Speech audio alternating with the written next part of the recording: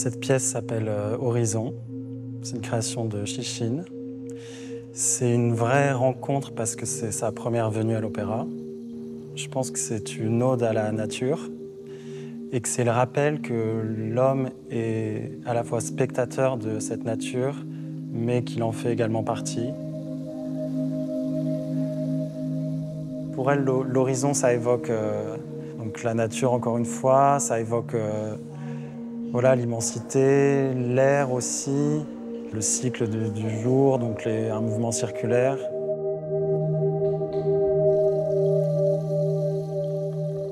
Elle nous demande que chaque partie du corps aille à l'extrême, aille au maximum de ses possibilités, mais sans utiliser la force, mais plutôt le chemin de la respiration, du relâchement, de la gravité, d'écouter le poids de chaque partie du corps qui initie un mouvement et qui entraîne les autres parties du corps dans le mouvement.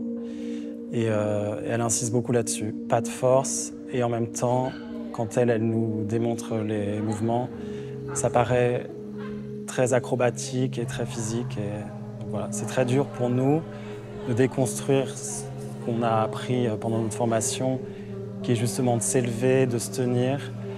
Et là, il faut obtenir le même résultat, mais dans le relâchement et juste écouter voilà, le poids du corps, la gravité.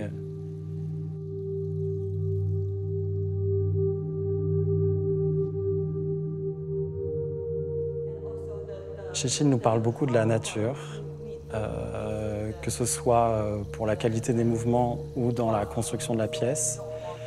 Elle nous parle des mouvements de l'eau, des vagues, de la cime des arbres, le vent, les mouvements de l'air, l'immensité des montagnes. Et donc toutes ces images reviennent tout au long des répétitions pour nous aider à arriver à la qualité qu'elle recherche. Et aussi, quand elle construit des mouvements de groupe, elle nous parle voilà, de la grandeur des montagnes et après d'essayer de reproduire les mouvements de vagues entre nous. Chichine nous parle de donc, cette ligne d'horizon qui sépare la terre du ciel, la vie, la mort, voilà, le réel et l'irréel. Donc voilà, c'est des images qu'elle nous donne pour nous mettre un peu de sens à nos mouvements. Elle nous parle régulièrement du sol, oui, de la terre. Je pense qu'elle le voit comme un allié, comme une aide pour justement nous repousser ou pour nous accueillir aussi en douceur. C'est la première chorégraphe chinoise à venir créer à l'opéra. Et j'ai vu qu'elle-même, elle disait dans les interviews que la danse contemporaine en Chine, il n'y a pas une tradition de danse contemporaine, que c'est assez récent. Et je pense que de venir faire une création en Europe, dans une grande maison comme l'Opéra de Paris, j'imagine que c'est une étape assez importante dans sa carrière de chorégraphe.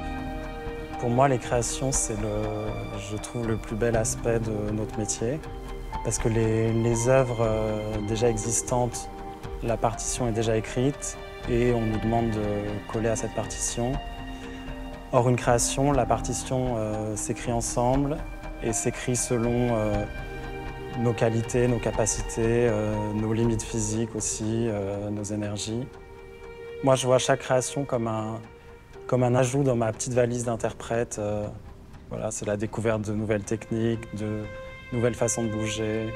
Et on a la chance à l'opéra que la programmation fasse la part belle aux créations régulièrement.